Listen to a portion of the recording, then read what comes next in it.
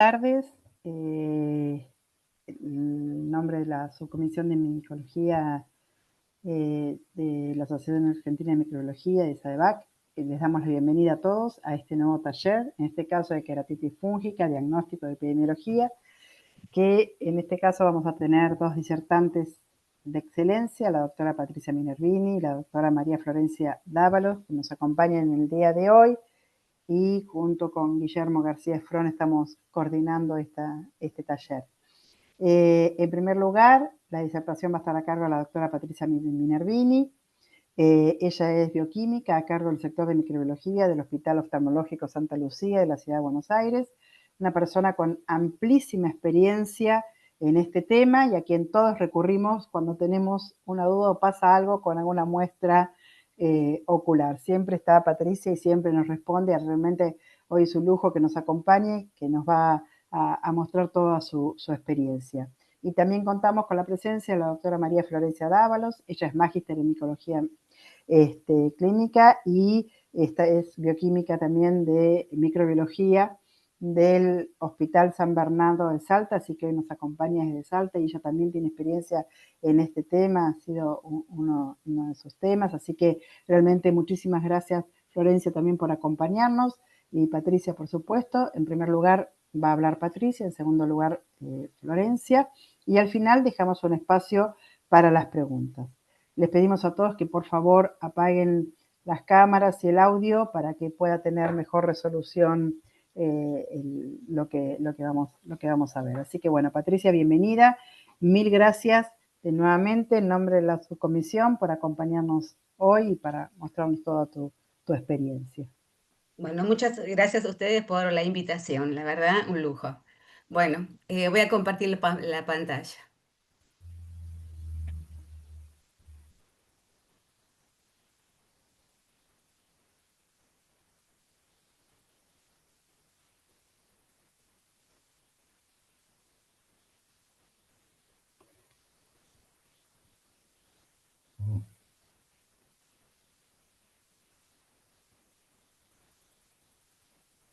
¿Están viendo? ¿Está Sí, sí, la se ve. pantalla? Bueno, Sí, sí, buenísimo. perfecto.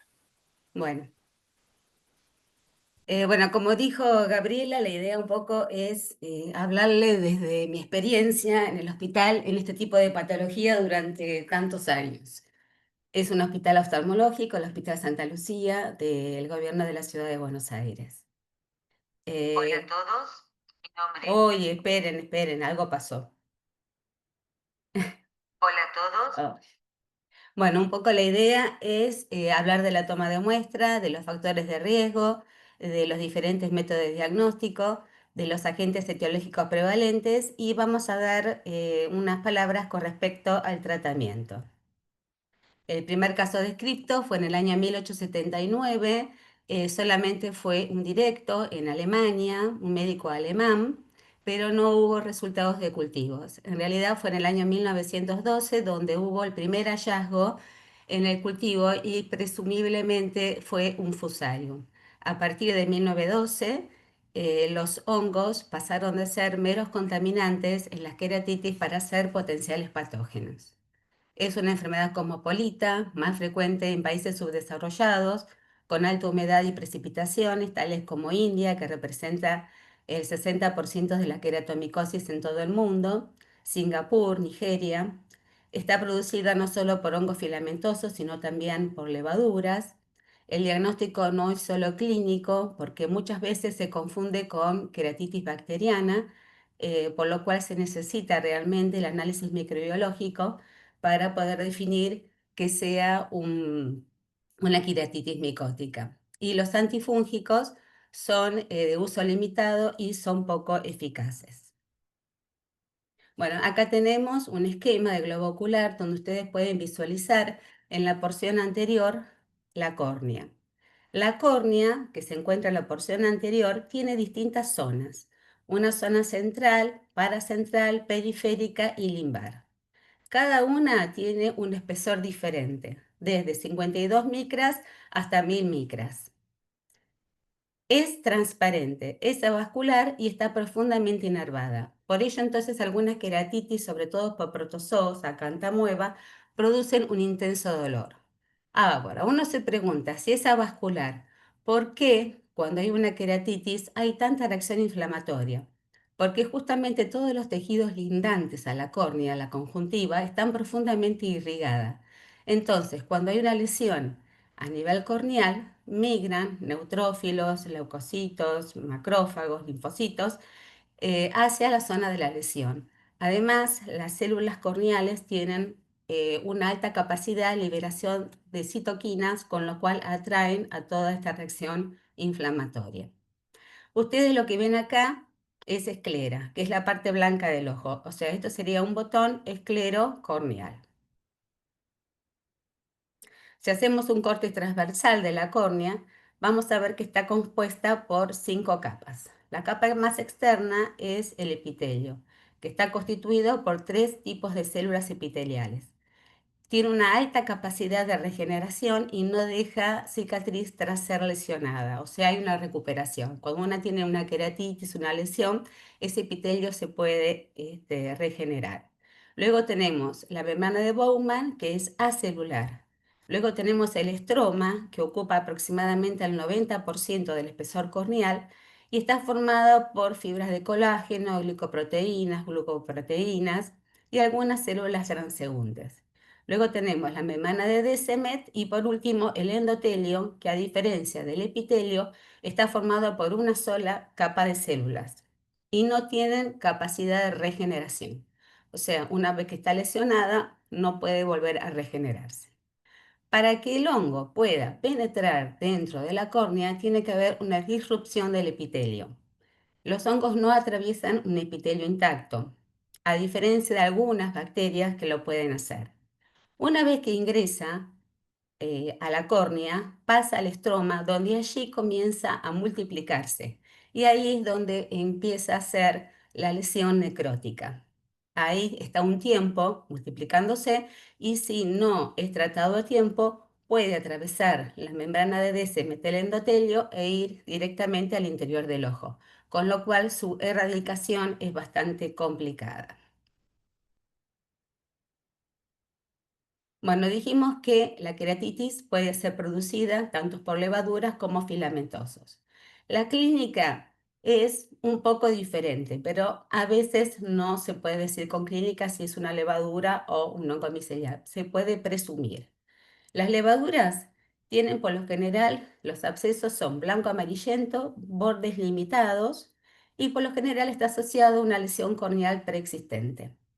En cambio, los filamentosos, la lesión es blanco grisácea, los bordes no están definidos, tiene proyecciones, se llama digitiformes en forma de pluma, que van hacia el estroma, hacia el interior del ojo, y puede presentar o no lesiones satélites.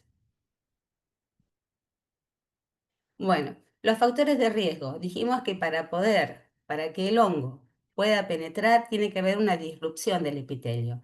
Entonces, ¿cuáles son las causas de esa disrupción del epitelio? En primer lugar, y el más importante, es el trauma.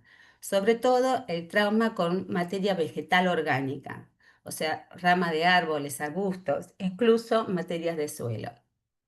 También el uso de lentes de contacto. La lente de contacto produce microtraumas a nivel del epitelio que concomitantemente con la suciedad que hay en los estuches de las lentes, hace entonces de que el hongo pueda llegar a penetrar y producir la queratitis micótica. Desórdenes en la superficie del epitelio ocular. Sobre todo esto sería en el caso de úlceras, de cirugías refractivas o luego de una queratoconjuntivitis vernal. Infecciones posquirúrgicas, el uso de esteroides, poslasix, enfermedades sistémicas tales como la diabetes o pacientes que están inmunosuprimidos o pacientes que están mucho tiempo en cuidados intensivos. Bueno, ¿cuáles son los distintos métodos de diagnóstico? En realidad hay 3 métodos. La microscopía confocal, que es una manera de poder hacer el diagnóstico sin hacer el raspado de la córnea, o sea, sin hacer una toma de muestra.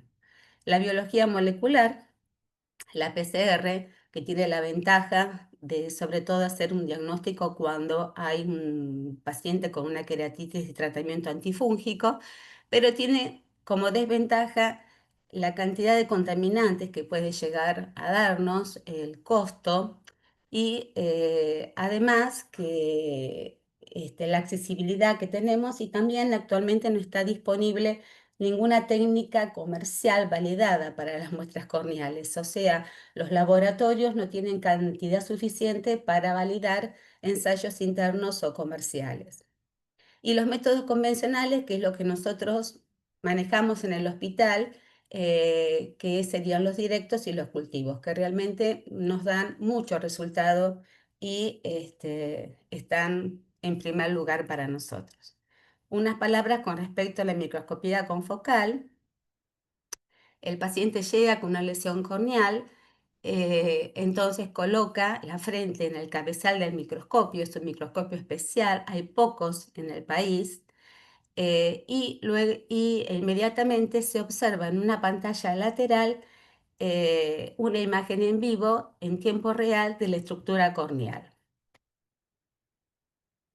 Entonces, por ejemplo, se visualiza en la pantalla anexa, en este caso es una queratomicosis en la cual van a ver ustedes estos que están acá, que son los quistes de acantamueva y los filamentos fúngicos. O sea, esto es una queratitis mixta por acantamueva y por hongo.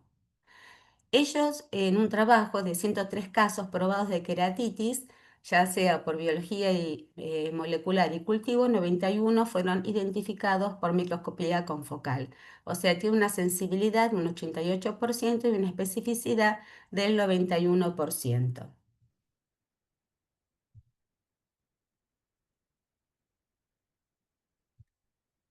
Uy, me fui. Bueno, ¿cuáles son las ventajas? Es que es un método no invasivo, o sea, uno no tiene que hacer la toma de muestra, no tiene que raspar la córnea para poder hacer un diagnóstico. El informe es inmediato porque se observa directamente en la pantalla en tiempo real la estructura corneal. Y el monitoreo del tratamiento, o sea, uno empieza con el tratamiento antifúngico y a la semana, a las 2 semanas, vuelve nuevamente a visualizar la córnea y va a ver que hay una disminución de la cantidad de IFAs. Entonces es como le sirve al oftalmólogo para monitorear el tratamiento. Las desventajas es sobre todo la accesibilidad, son muy costosos y es muy subjetivo, o sea, depende mucho de la experiencia del observador.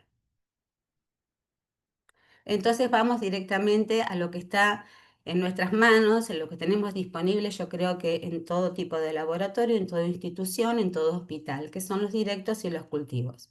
Entonces, el paciente concurre a la consulta oftalmológica porque tiene una molestia a nivel ocular.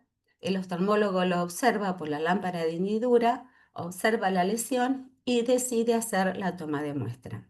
Entonces, se comunica con el laboratorio para que el microbiólogo acuda con el material necesario para hacer la toma de muestra. El que lo va a tomar va a ser el oftalmólogo y va a ir entregando el material al microbiólogo para que lo vaya sembrando.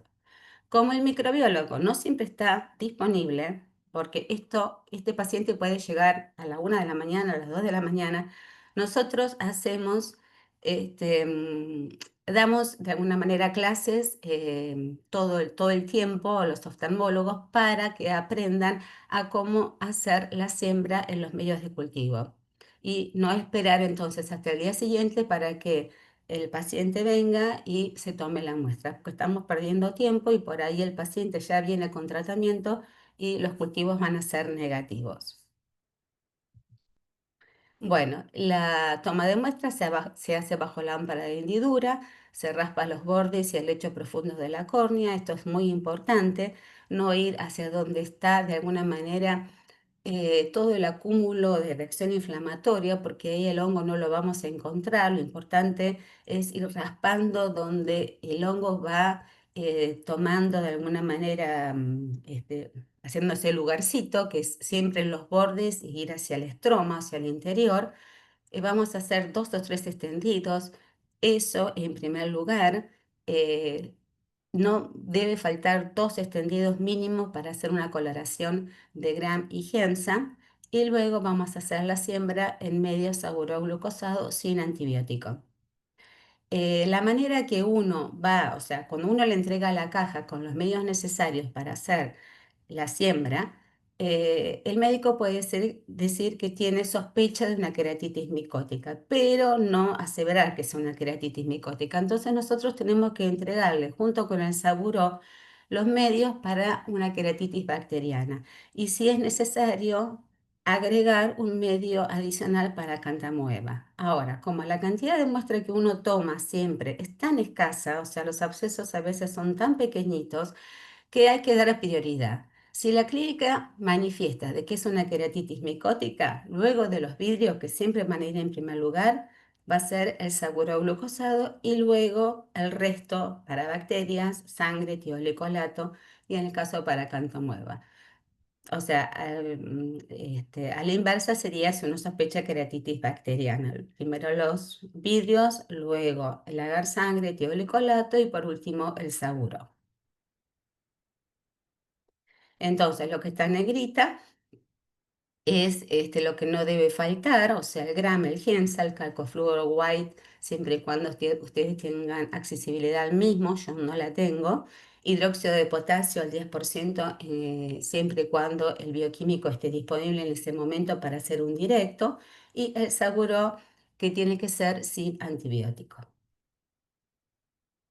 Acá ustedes pueden visualizar que el oftalmólogo está raspando con la espátula de Kimura y a medida que va raspando la lesión va haciendo la siembra, o sea, los directos y el medio saburo glucosado.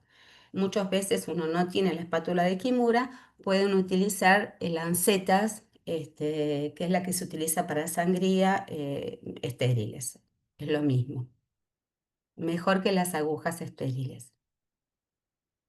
Bueno, uno cuando habla de la coloración, hablamos de Gram y de Giemsa. Entonces, a veces, como les dije, la muestra es muy escasa. Entonces, uno tiene que priorizar qué vidrio va a utilizar para Gram y cuál va a utilizar para Giemsa. ¿Cómo?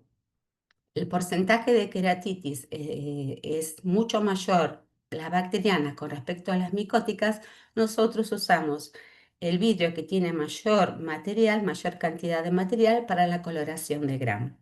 Y las hifas, la verdad es que de estos hongos miceliales se ven perfectamente. O sea, acá ustedes pueden visualizar una hifa tabicada y acá pueden visualizar hifas fantasmas. Acá abajo también esto es una coloración de Gram. Después tenemos la coloración de Giemsa, en la cual ustedes pueden visualizar acá elementos levaduriformes y acá hifas tabicadas.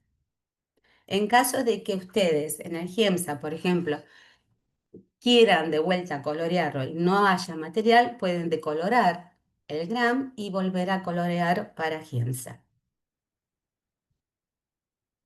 También nos han dicho siempre de que en el material biológico es muy difícil ver conilias. Bueno, en este caso se puede dar. O sea, este fue un paciente que era un barrendero, que tenía una lesión corneal de larga data y en el directo, esto no es cultivo, directamente en vez de ver hifas, vimos conilias compatibles con Fusarium. Una pregunta, ¿me están escuchando por las dudas? Sí, sí, Sí, sí, sí. Ok, sí, sí, como hay perfectamente. un silencio absoluto, yo digo, por ahí estoy hablando y nadie escucha.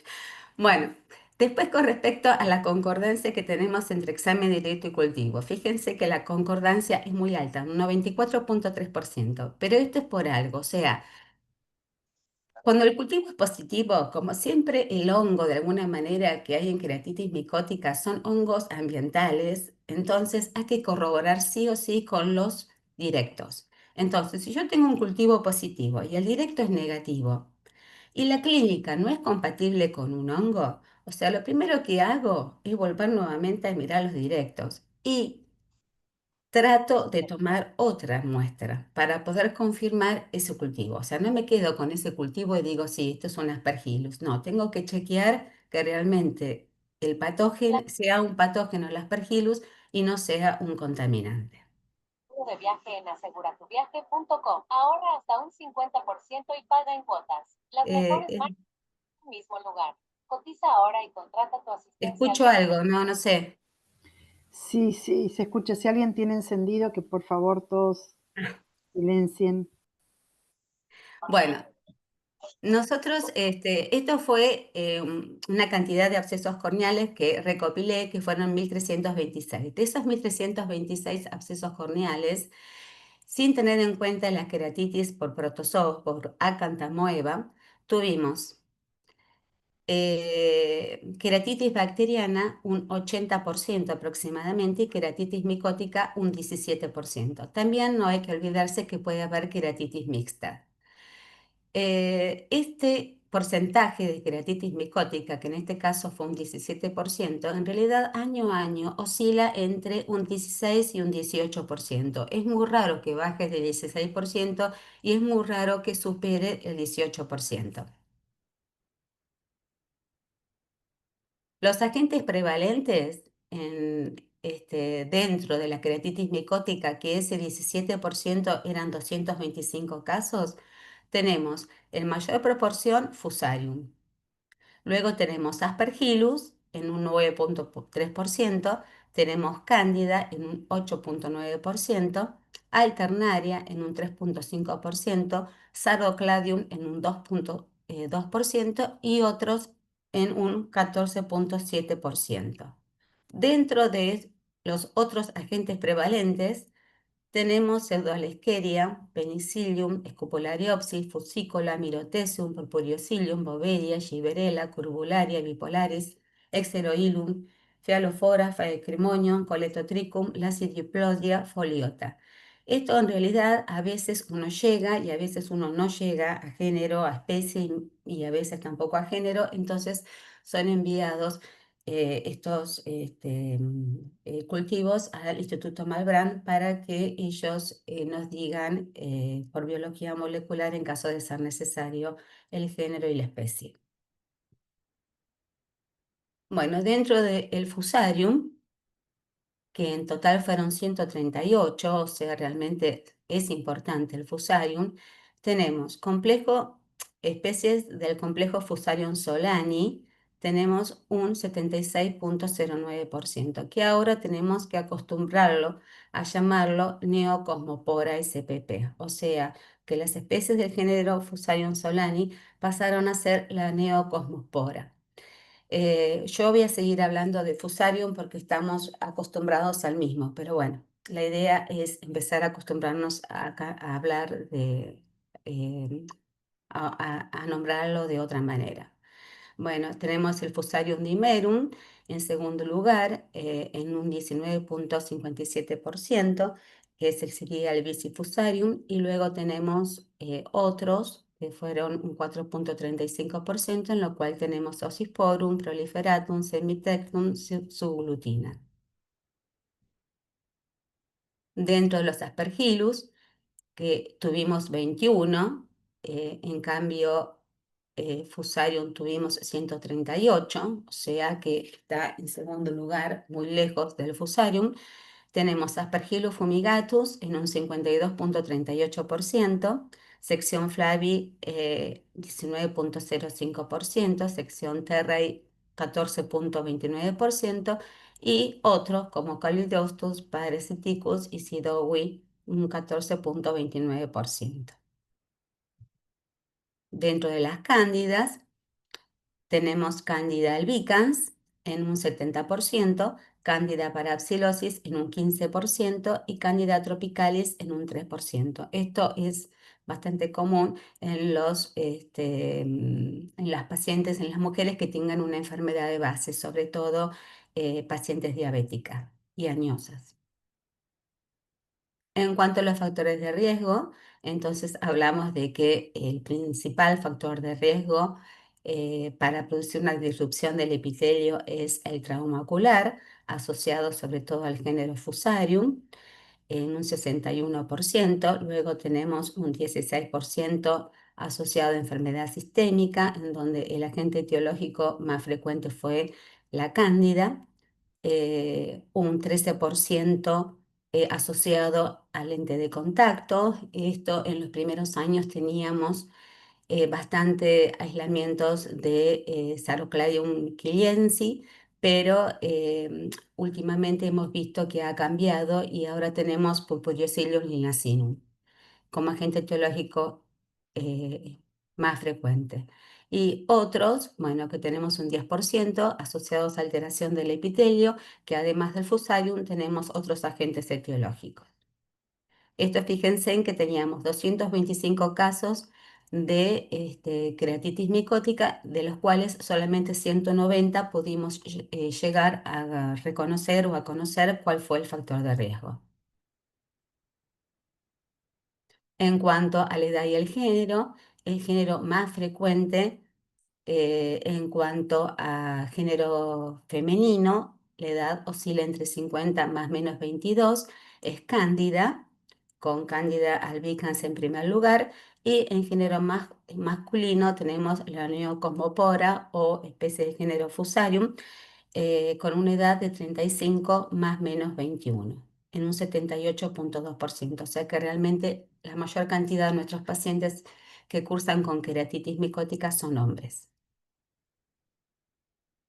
En cuanto a la variabilidad estacional, nosotros en un primer momento, cuando comenzamos con todo esto, vimos que realmente en los meses invernales había una disminución importante de queratitis micótica, con lo cual nos podíamos relajar, pero luego con el cambio climático vimos que realmente esto no sigue así, sino que podemos llegar a encontrar aislamientos de hongos en este tipo de patologías durante todo el año. Bueno, como les dije, además de las infecciones que podemos llegar a encontrar monomicrobianas, también podemos llegar a encontrar infecciones mixtas. Por ejemplo, esto fue un caso en el cual ustedes pueden observar que ingresó en el mes de diciembre con un absceso muy importante a nivel central, se tomó muestra, se observaron abundantes bacilos gram negativos, desarrolló Pseudomonas aeruginosa en abundante cantidad, el paciente fue tratado con ceftazidima, que era muy sensible, pero la evolución fue bastante tórpida. Entonces se decidió hacer una nueva toma de muestra a los días y ahí se encontraron escasas cifras. Desarrolló en medio de cultivo un hongo que no pudimos tipificar, lo mandamos al Instituto Malbrán con un resultado de Podospora austroamericana. Fue tratado entonces con antifúngicos y el 24 del 1 pudo de alguna manera resolver la lesión, quedando con un pequeño leucoma. Este fue otro caso en el cual una paciente diabética con mal estado y mal control metabólico era usuario de lentes de contacto, presentaba ese absceso con directos y cultivos primarios negativos y se dieron de alguna manera tratamiento preventivo con ceftazidima, vancomicina, que es lo que uno siempre le da a estos pacientes, pero la evolución era desfavorable. Entonces se volvió nuevamente a hacer una toma de muestra y encontramos IFAS. Entonces se dio que el desarrollo fue un Fusarium solani, con lo cual se le agrega voriconazol. A los 7 días la evolución fue lenta, entonces se decide hacer una nueva toma de muestra y en ese caso se observaron tanto en los directos como en los cultivos no solamente el hongo, sino también la ameba. Este sería entonces el cultivo en medio agar-agar con agregado de Escherichia coli, en donde ustedes pueden visualizar los quistes de acantamueva y acá encontramos un conidióforo con conidias compatibles con Fusarium. Entonces, el diagnóstico fue entonces Fusarium solani de Cantamueva, se le dio el tratamiento correspondiente y bueno, terminó con un recubrimiento conjuntival, pero con una evolución postquirúrgica favorable. Dos palabras con respecto al tratamiento antimicótico. Contamos para ello con polienos, natamicina, anfotericina y con azoles, voriconazol y fluconazol. Eso es lo que nosotros usamos en el hospital. La única que viene en forma de colirio es la natamicina, que viene al 5%. Esta puede ser útil para hongos filamentosos, para Fusarium, para Aspergillus. Se le da cuando la lesión se visualiza en primera instancia, es un absceso importante, se da cada hora. Y el problema es que tiene baja penetración estromal. Entonces, lo que se hace es debridar el epitelio para que pueda ingresar la natamicina adentro del estroma. Luego tenemos la anfotericina, que la usamos muy poco, es la desoxicolato, al 0,15%, se prepara a partir de soluciones parenterales y el problema que tiene es que es bastante tóxica e irritante.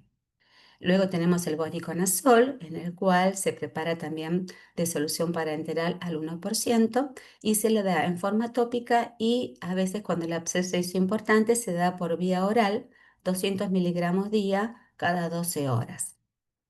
Y el fluconazol, que queda supeditado sobre todo para la queratitis por cándida, el cual se lo prepara al 0,2-0,3% y también se da concomitantemente con tratamiento sistémico vía oral 200 miligramos cada 12 horas. Bueno, en realidad, entonces, como dijimos, lo que tiene la natamicina que concentra muy bien en el estroma, por eso es la verdad que es muy buena, pero hay que debridar para que pueda ingresar adentro de la córnea. Esto fue un trabajo comparando la natamicina versus el voriconazol, en los cuales la evidencia es baja cuando hablan de que la natamicina podría estar asociada a una mayor probabilidad de cura clínica. La evidencia es moderada cuando hablan que la natamicina se asocia a una mejora visual y la evidencia sí es alta cuando la natamicina dicen que previene la perforación corneal. Bueno, nosotros no hacemos la parte de antifúngicos, entonces enviamos las cepas realmente que consideramos pertinentes al Instituto Malbrán para que ellos por SIM nos puedan notificar. Por lo general, la SIM a voriconazol, que es lo que más nos interesa, son SIMs altas. Por lo general están entre 8 y 32 microgramos por mililitro. Pero si bien estas Siemens son muy altas, no se olviden que lo que estamos instilando en forma tópica es una concentración que supera muchísimo veces más la SIM. Entonces, en realidad, no solamente es la SIM, o sea, si es sensible o no, sino que hay otros factores que hacen de que el paciente evolucione en forma favorable. Bueno, terminando un poco con la presentación. En una síntesis, entonces, los métodos de diagnóstico hablamos de los convencionales, directos cultivos, biología molecular, microscopía confocal, la toma de muestra y la siembra tiene que ser siempre en medios apropiados al pie del paciente, o sea, nada de utilizar medio de transporte, no van a tener realmente resultados positivos. Los agentes prevalentes, bueno, Fusarium en primer lugar, Aspergillus, Candida albicans, Alternaria. La prevalencia con respecto al género, bueno, Fusarium en género masculino y Candida en género femenino. Por lo general, las queratitis micótica se manifiestan en las mujeres de mayor edad con respecto a los hombres. Los factores de riesgo, Fusarium muy asociado al trauma ocular, la cándida enfermedad sistémica, Sarocladium y Purpuriocilium asociados a usuarios de lente de contacto, variabilidad estacional, o sea, tener en cuenta de que no nos podemos relajar, podemos encontrar queratitis micótica durante todo el año, no olvidarse de las infecciones mixtas, no relajarnos cuando tenemos un cultivo monomicrobiano, y bueno, y los tratamientos, natamicina, anfotericina, voriconazol y fluconazol. Muchas gracias.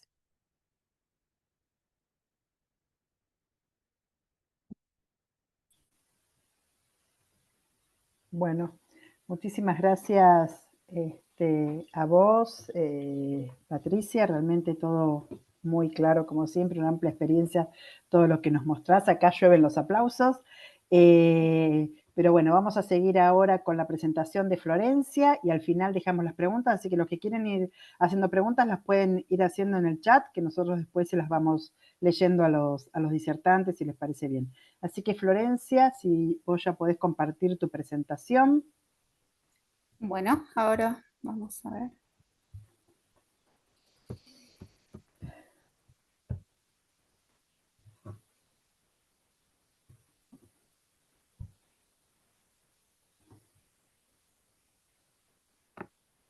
Ahí está. Sí, perfecto.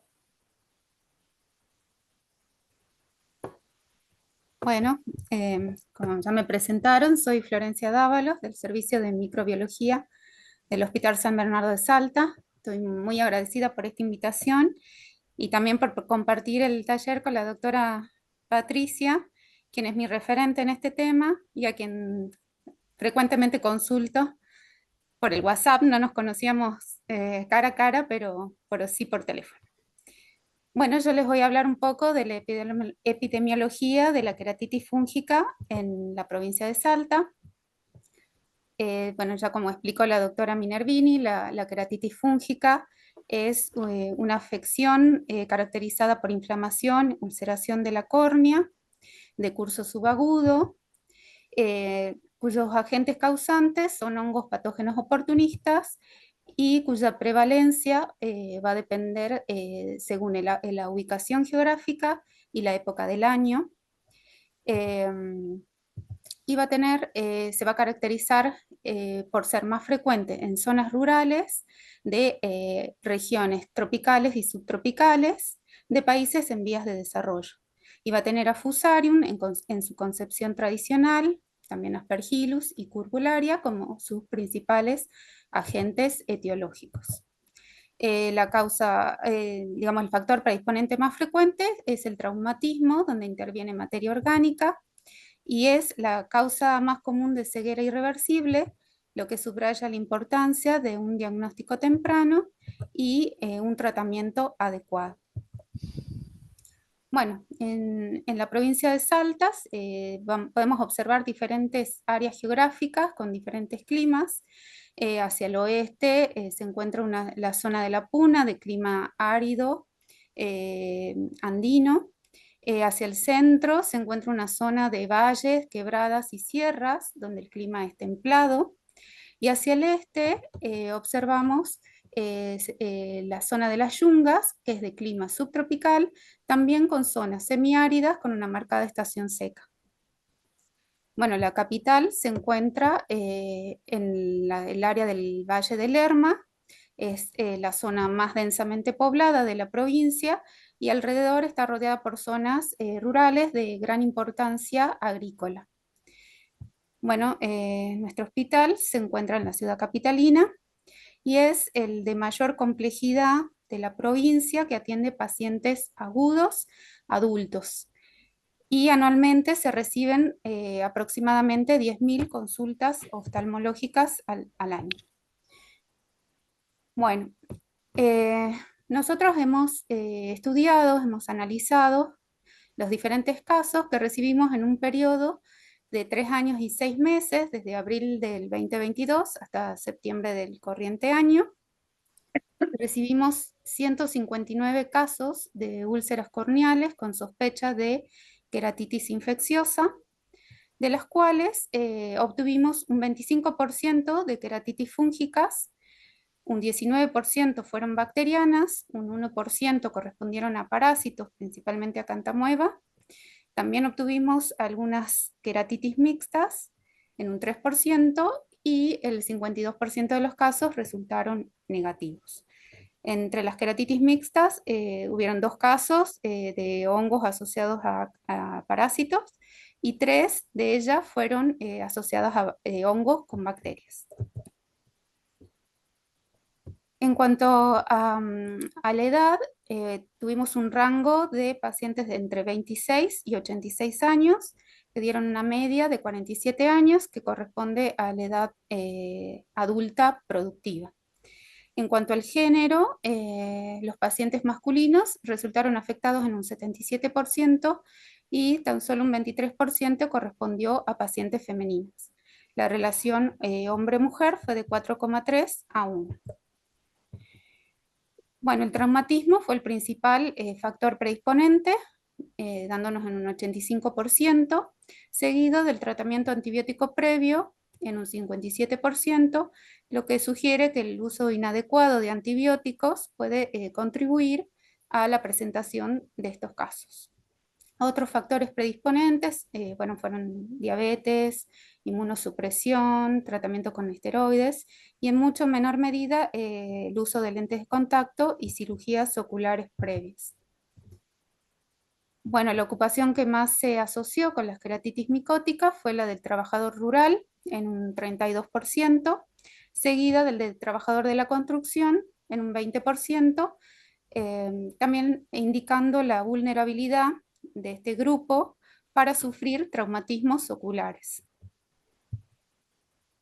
El tiempo de evolución media de la enfermedad fue de 15 días, con un pico de incidencia en los meses de mayo y junio, es decir, durante el otoño, y esto es coincidente a la época de preparación de suelos para la siembra de los cultivos, principalmente del tabaco, que es el principal, digamos, cultivo que se lleva a cabo en las áreas del Valle del Lerma, Valles Calchaquíes de la provincia.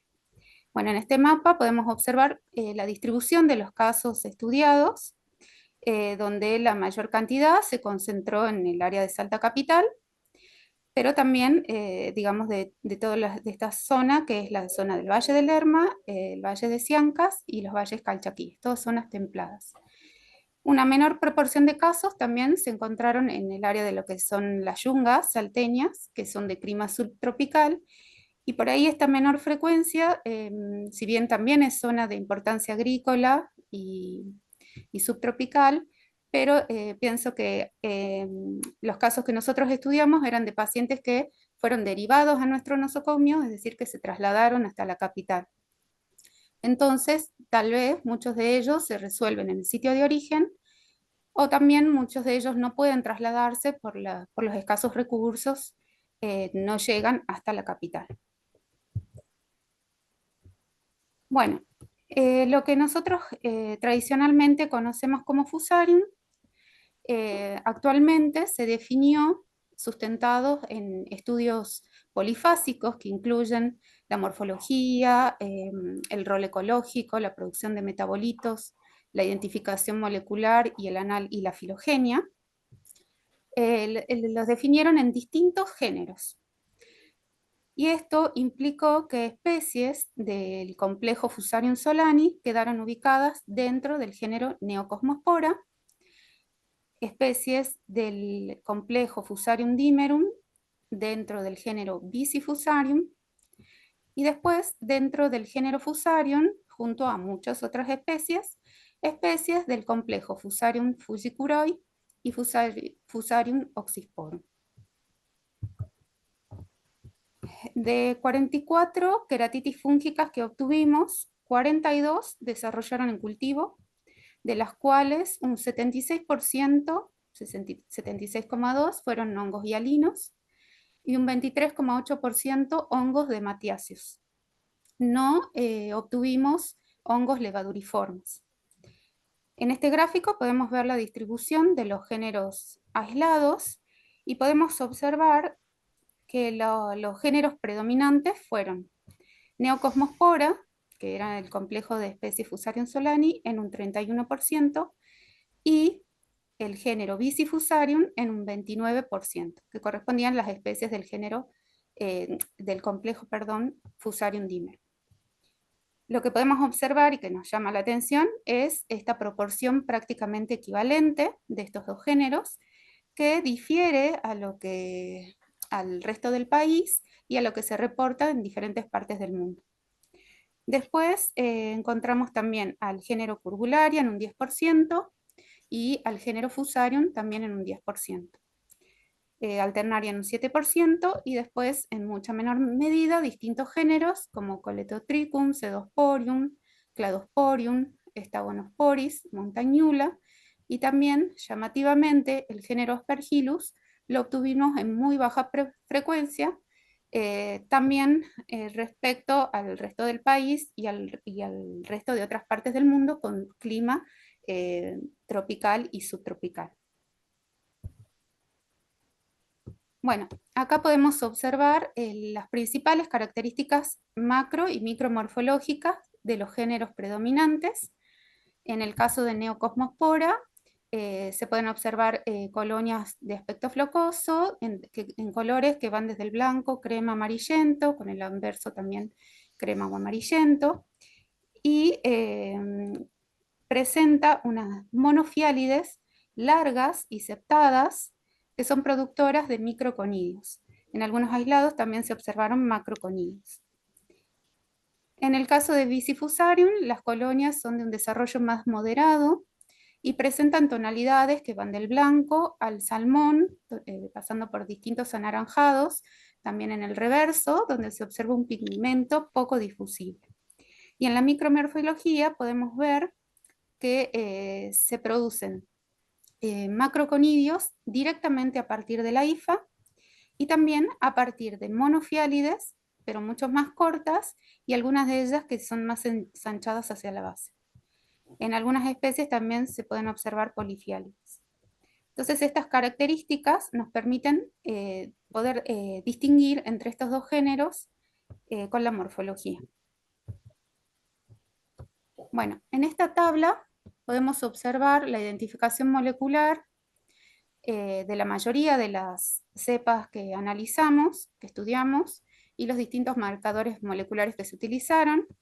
Esta identificación se llevó a cabo en el servicio de micosis superficiales y hongos miceliales del Departamento de Micología del Instituto Malbrán, y resultó en que la especie más frecuentemente aislada fue Neocosmospora falciformis en un 16,67%, seguida de Bicifusarium delphinoides en un 14,29%, y Bicifusarium especie 1 en un 9,52%. Acá, ya en la identificación a nivel de especie, también podemos observar esa proporción más equivalente entre Neocosmospora y Bicifusarium. De nuestras cepas, hubieron 5 aislamientos de Bicifusarium que con la similitud de secuencia no se pudo llegar a un resultado con un buen porcentaje de similitud, por lo que requirió análisis filogenético, para lo cual se realizó un árbol en conjunto de todos los aislados de Bicifusarium que tuvimos, con secuencias tipo y de referencia obtenidas de GenBank de Bicifusarium, y obtuvimos el siguiente árbol, donde podemos observar que se confirmó la identificación que habíamos hecho de manera molecular para nuestros aislados de Bicifusarium delphinoides, y de esos 5 aislados que habíamos obtenido resultados ambiguos, uno de ellos se agrupó con una especie recientemente nombrada, que es Bicifusarium namibiense. Y los 4 aislados restantes se agruparon en un clado distante, diferente al resto de las especies, y además se subdividieron en 2 subclados con un buen soporte. Estos hallazgos nos llevan a pensar y a inferir que podría tratarse de una potencial especie no descripta hasta ahora, a la que denominamos Bicifusarium especie 1. Bueno, diferentes estudios realizados en distintas partes del mundo, que ya sea llegan a la identificación a nivel de especie o reportan al complejo Fusarium solani en vez de Neocosmospora. Todos ellos reportan un elevado porcentaje para Neocosmospora, siendo el principal agente de las queratitis fúngicas, mientras que Bicifusarium son reportados en un porcentaje mucho menor, generalmente menor al 10%. Esa situación también la podemos observar en nuestro país, en el trabajo de Refojo y colaboradores, también de la doctora Minervini, donde analizaron los hongos miceliales causantes de queratitis en el Hospital Oftalmológico Santa Lucía, donde encontraron a Neocosmospora o Fusarium solani especie complex en un 51,7%, mientras que Bicifusarium se reportó en un 7,4%.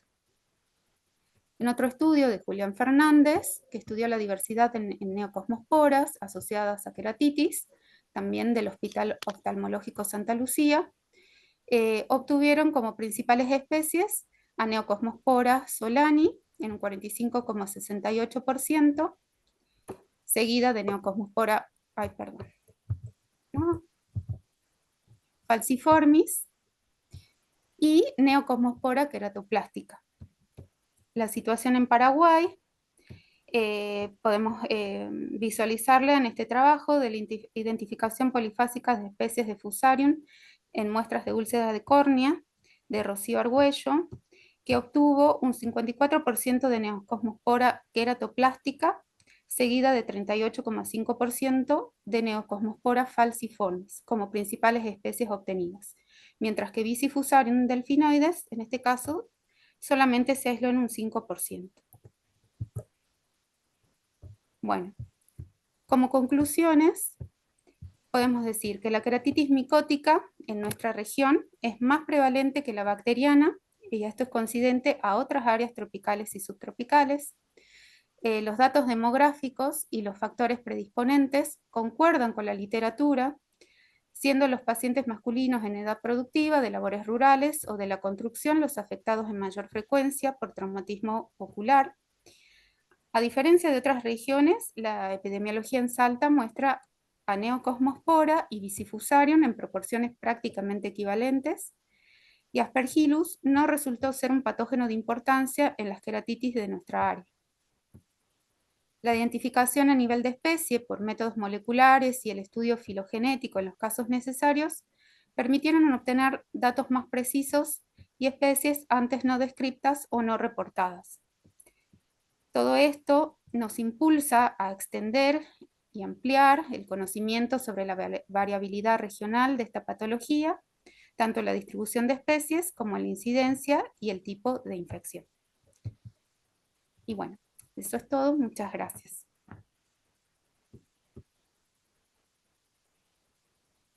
Bueno, muchísimas gracias, Florencia, muy claro todo. Acá también realmente llueven los aplausos.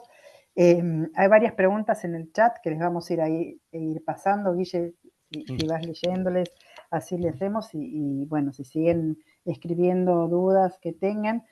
Patri, vos también, si estás ahí, abrí nomás tu micrófono y tu cámara para poder ir contestando las preguntas que tienen. Realmente los felicito a las dos, porque han traído una experiencia muy vasta. Realmente poca gente tiene la experiencia de ustedes en cantidad de muestras procesadas, en variedad de patógenos, y se mostró acá también la diferencia entre un área geográfica y otra. Realmente es súper interesante, así que bueno, damos lugar a las preguntas. Bueno, voy leyendo. Para Patricia empezamos.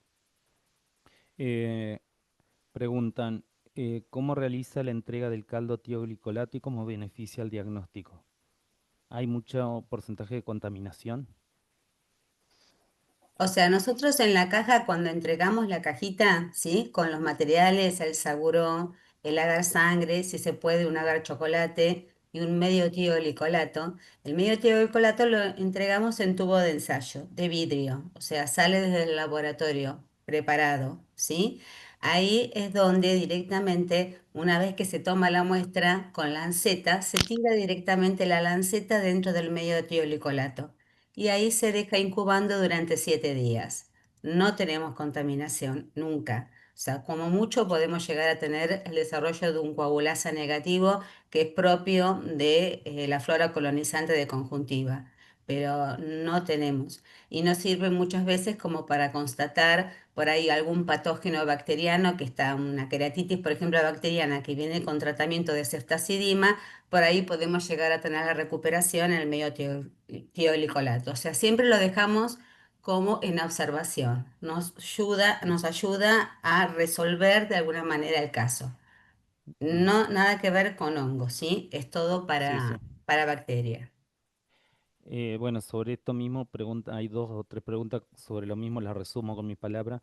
Dicen si el oftalmólogo es el que inocula y estría los medios de cultivo o si hay siempre algún microbiólogo en conjunto o algo.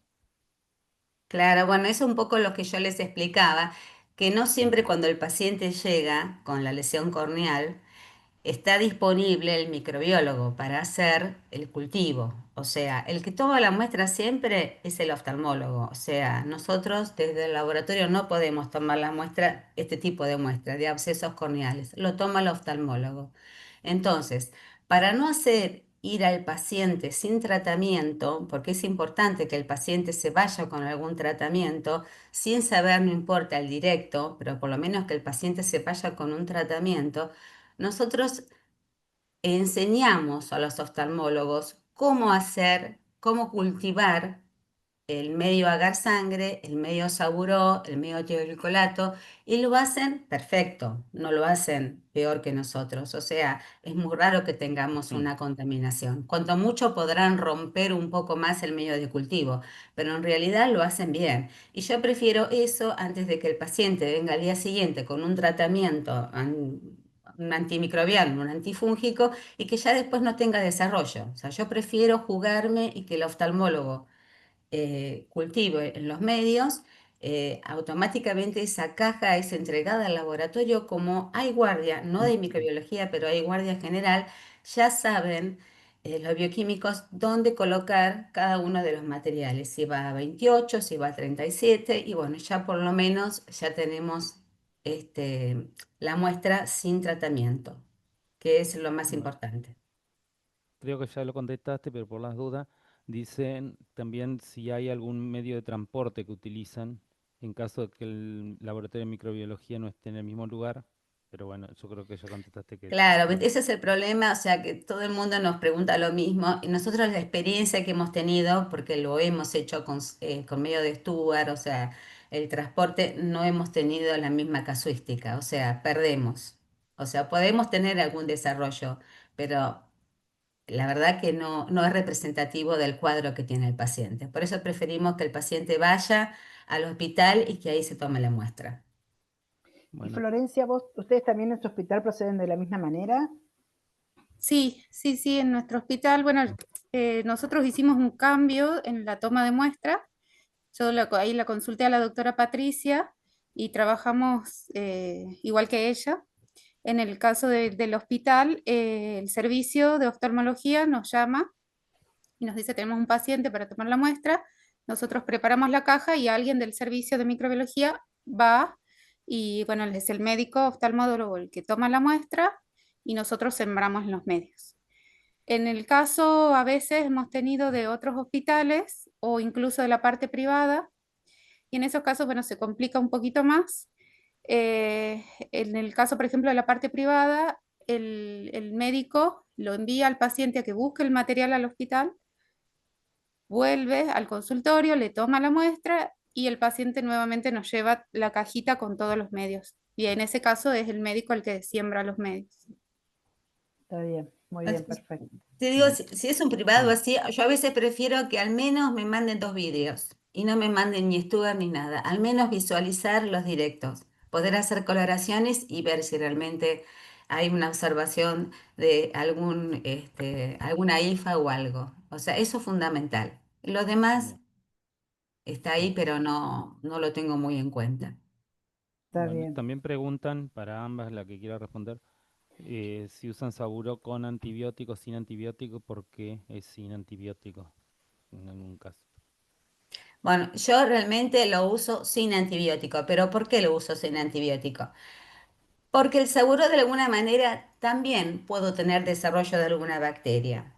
Entonces, cuando yo veo en la coloración de gran bacterias y no tengo desarrollos de cultivo, a mí el seguro también me sirve como para visualizar esa bacteria y poder estudiarla. Por eso, de alguna manera, utilizo sin antibiótico. Y es muy raro que se me contamine el seguro con flora que no sea del absceso corneal. O sea, si hay una bacteria en el absceso corneal, una pseudomona me va a crecer en el saguro. Por eso, de alguna manera, no sacrifico, lo dejo al saboroso sin antibiótico. Bien. También preguntan sobre las técnicas para observar Acantamoeba. ¿Qué técnicas utilizan? Bueno, Nos fuimos nosotros de la no sé si Florencia querés contestar.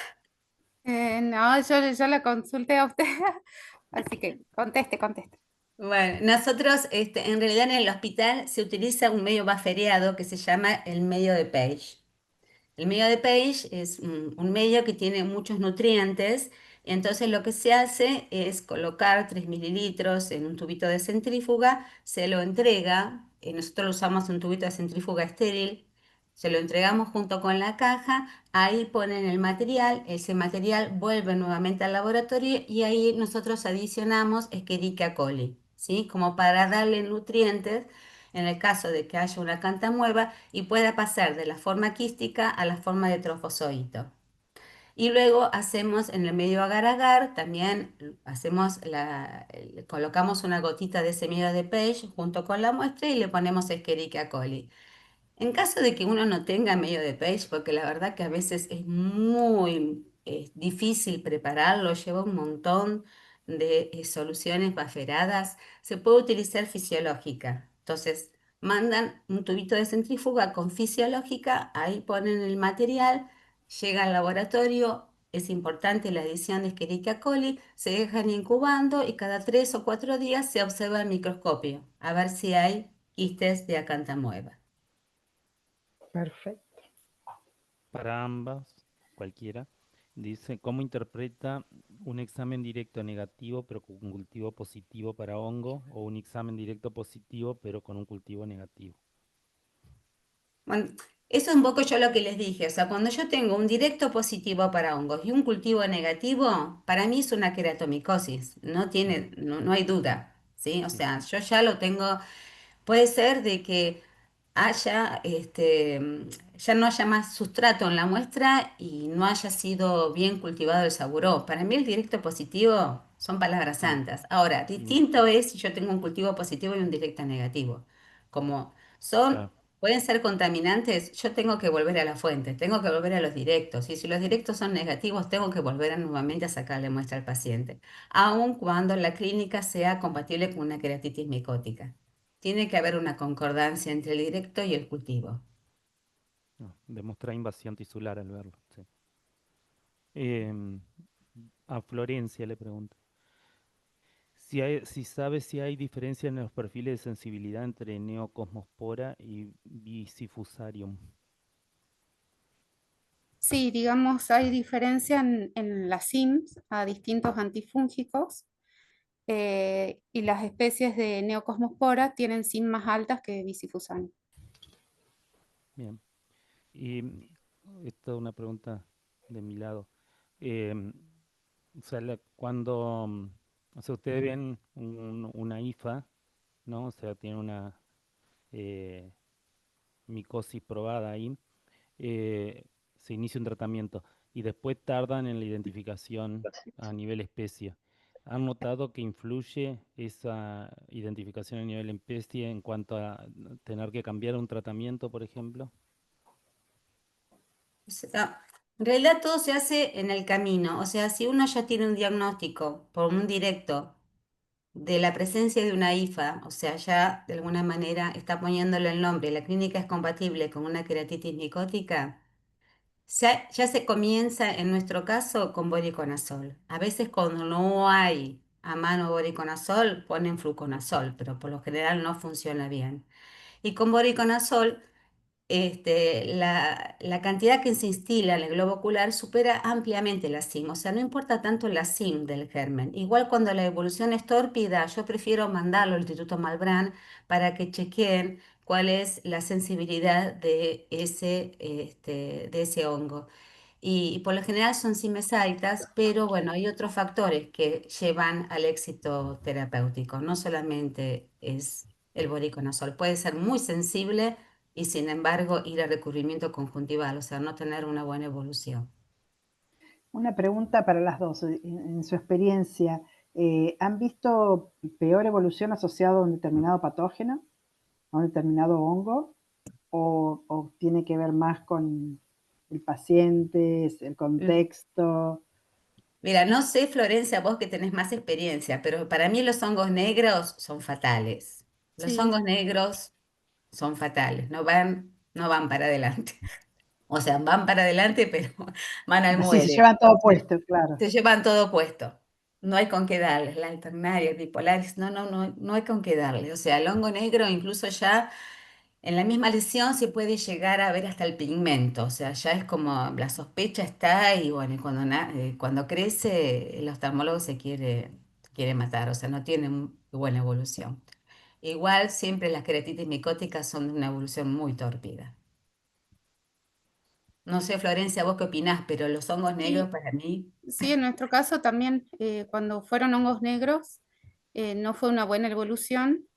Y lamentablemente, digamos, la mayoría de los casos terminan perdiendo el ojo en alguna cirugía con la enucleación ocular, porque es como que no responden al tratamiento.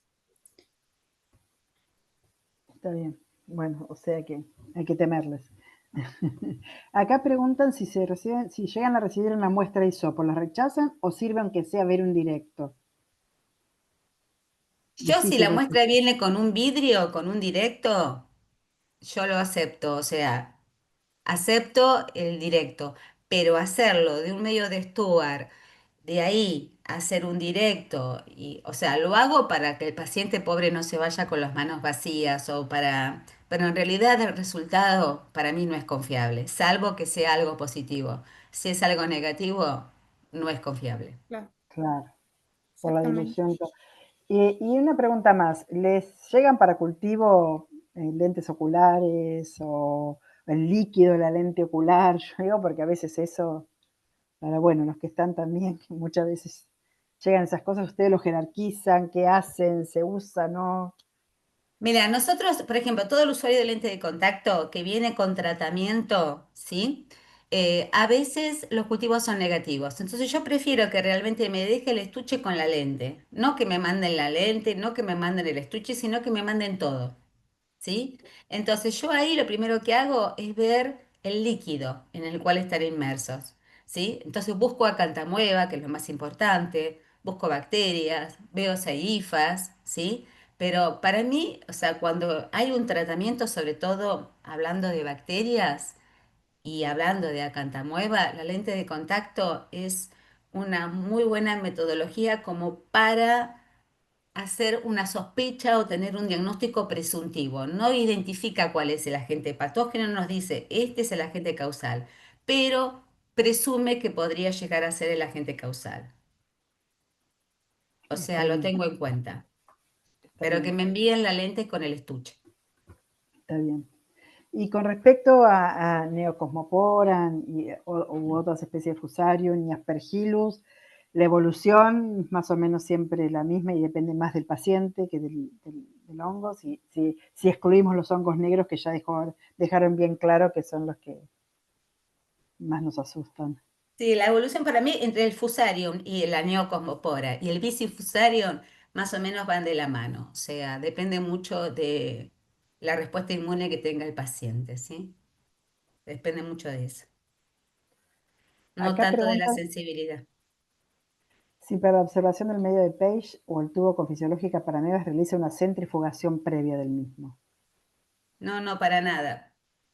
No, directamente se le pone la Escherichia coli y ahí se la deja incubando a 37 y se observa cada 2, 3 días, se lo deja incubando durante 7, 10 días y bueno, se le va dando más Escherichia coli en caso de que se vaya agotando el sustrato, como para que haya de alguna manera alimento para el quiste y que pueda manifestarse. Pero cuando está, la verdad que no se esconde. Qué bárbaro. Bueno, Guille, no sé si vos tenés alguna otra pregunta para No, hacer. no, ya está. ¿No? Bueno, realmente no tengo más preguntas acá de la gente, pero sí muchos aplausos y muchas felicitaciones y realmente la gente muy contenta de escuchar toda su experiencia, que realmente poca gente nos puede hablar de 1000 casos, 200 casos, 300 casos, es muchísimo, Así que muchísimas gracias por quitarnos nuestras dudas y por haber estado hoy acá con nosotros.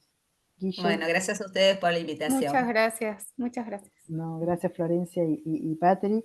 Acá siguen llegando las felicitaciones. Guille, si vos querés despedirte. Bueno, gracias a ambas y a todos los que asistieron. Tuvimos más de 80 participantes, así que Sí. se conoció el trabajo. Bueno, de cualquier ustedes, cosa, cualquier y muy duda que bueno. tengan, si querés, Gabriela, dejar mi mail, yo no tengo ningún problema en contestar. Bueno, te agradecemos muchísimo, Patri. Cualquier cosa, yo lo puedo escribir acá, Sí, no hay tu problema. mail en el chat, y que es patricia.minervini, ¿no? @gmail.com. Bueno. Y sí, tienen que seguir, chicos. Florencia, vos también. Sí, Más casos.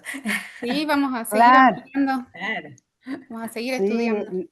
un estudio interesantísimo. Aparte la cuestión regional, ¿no? Esa cuestión que tiene que ver con el wow. clima, con la geografía, muy interesante también eso, realmente. Así que hay que animar a alguien del sur que lo haga, así tenemos De distintos todos los aspectos dentro sectores del del país. país. Claro, sí, sí. Así que bueno, Patri, dejamos acá tu mail, que Bueno, cualquier bárbaro. consulta te va a llegar, es súper útil eso para todos nosotros. Y Flor, muchísimas gracias y espectacular tu trabajo. Muchas gracias. Bueno, buenas Bueno, noches y nos vemos en el próximo encuentro. Hasta Gracias. luego. Hasta gracias. luego. Hasta luego.